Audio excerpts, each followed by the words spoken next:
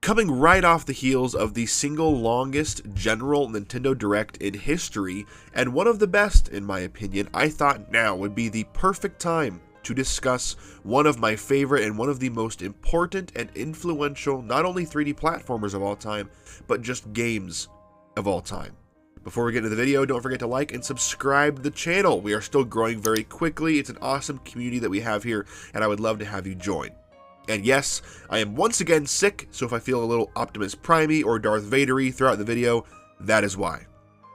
I don't think I could ever, even if I tried, forget the first time that I played Super Mario Galaxy. The Super Mario Galaxy movie was just announced yesterday officially, and Super Mario Galaxy 1 and 2 are both arriving on Switch 1 and 2, I believe, in HD remasters on October 2nd or something, right around the corner to celebrate Mario's 40th anniversary, and I'm so excited because I never got to play 2. But I'm here to talk about the first one today. And it wasn't super special because of the story and because of, if I beat it very quickly, it was because that it just made me feel a certain way, and I know that this is the case for a lot of other people as well. It's just the way the game felt. I first played it on the original Wii, obviously, put the disc in and a little ding happens, and suddenly you're standing in a very beautiful version of the Mushroom Kingdom, but it's a version of the Mushroom Kingdom that just feels slightly off. It's still familiar, but off. And then 5 minutes later, you are in space. Planets are swirling around you. The music, the beautiful, flawless music of this game swells. And before you've even gotten used to what's happening, you're already gone. You are hooked. I've played a lot of games since this game came out.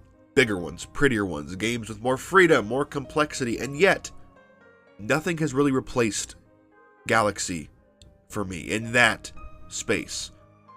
Not even its sequel, not even Odyssey. I love Odyssey. I think Odyssey might be a better game than the first Galaxy. However, the vibe and the feeling and the way that Galaxy feels is unique to Galaxy. There's just something very specific about this game, and it's something that I can't really pinpoint.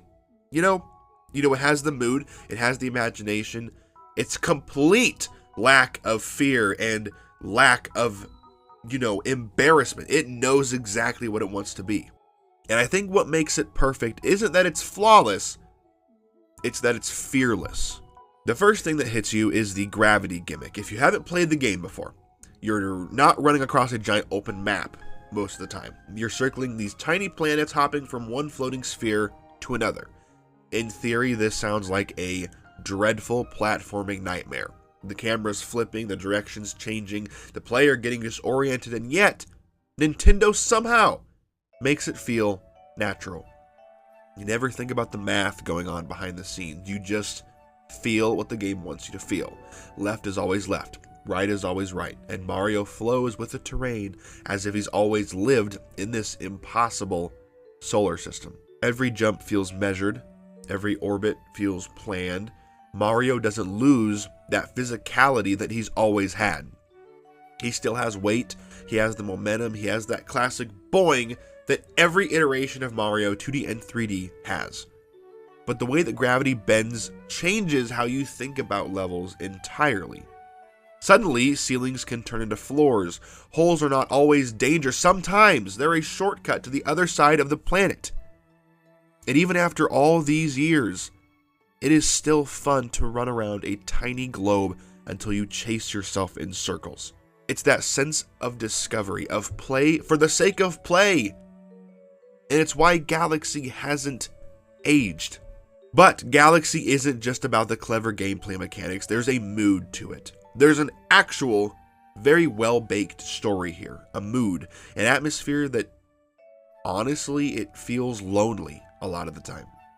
The Comet Observatory is still one of my favorite hub worlds in any Mario game.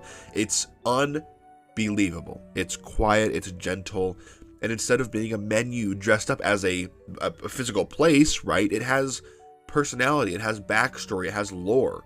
and was even featured in Mario plus Rabbids Sparks of Hope. Rosalina drifts there like some kind of cosmic guardian, and the stars sparkle in the background, and the music is soft and beautiful, but it's slightly sad. It's not the bright, bouncy tone that you expect from a Mario game, particularly a 3D Mario game. It is something different than what we've seen before, something more contemplative. And then tucked away in the back, there's that storybook. You sit down, you flip through its pages, and suddenly this game about jumping between planets is telling you a bittersweet bedtime story about a lonely girl and her mother and her search for family among the stars, among the galaxies. That's not the kind of thing that Mario games usually do, and yet it works.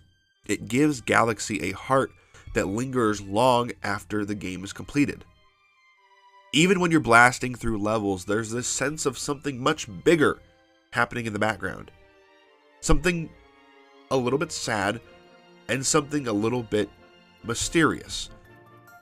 And going off of that, of course, I can't talk about Galaxy without talking about the music, because honestly, this soundtrack alone might have carried the game into legend. Up until the point of this game's release, Mario music was largely bouncy, jazzy, electronic, very, very memorable, very catchy, sure, but very simple.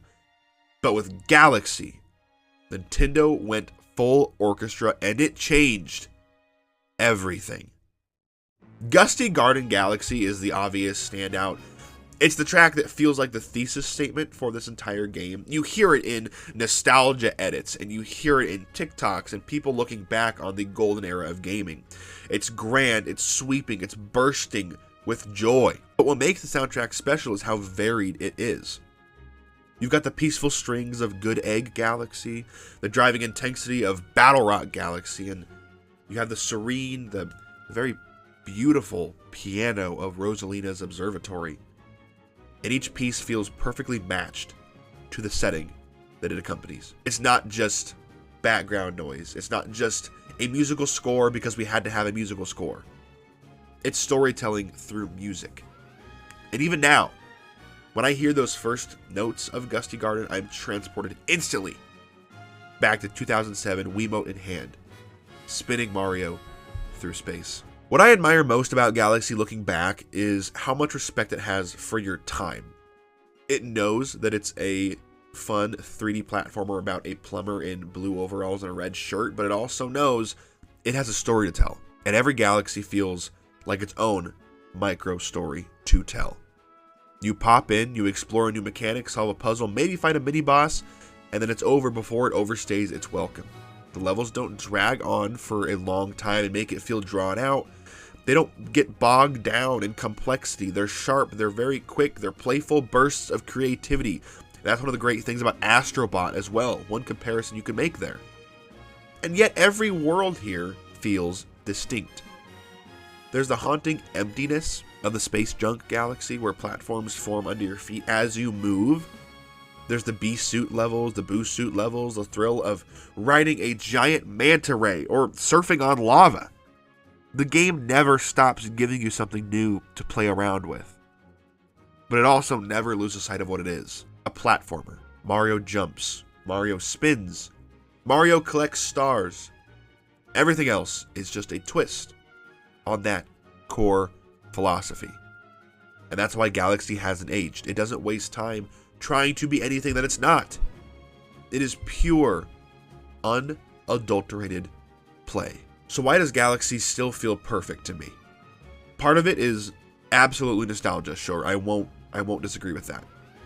For a lot of us, it was our first taste of, quote, Mario in space. But nostalgia doesn't explain why it still works today. Why it's still one of the most celebrated games, I would say, of all time. Long after the Wii is out of its heyday. And what makes it perfect is that it captures something few games ever do. A seamless balance of joy, mystery, and craft that is so precise that it feels timeless. It's the kind of game that makes you smile just because it exists. A game where the smallest planet feels like its own little universe. and the biggest galaxies never ever feel overwhelming to you. A game where the mechanics, the music, the story, and the emotion all lock into place like the puzzle pieces. Galaxy doesn't need open world freedom. It doesn't need ultra realistic graphics. It doesn't need constant updates or DLC. It's a reminder that sometimes a game can be enough just by being complete. When I think about Galaxy, I don't think about 100% completion or how many stars I have. I think about the feeling that I get by floating between the planets and hearing that music swell and realizing that I had never played anything quite like this before. And even now, as I'm replaying it as we speak, I still get that same feeling. To me, that is what makes it perfect. Not that it's flawless, but that it still makes me feel like I'm stepping into something bigger than myself. Like I've left Earth for a little while, and I'm just out there, among the stars, running in circles on a planet the size of a tennis ball, and smiling the whole time.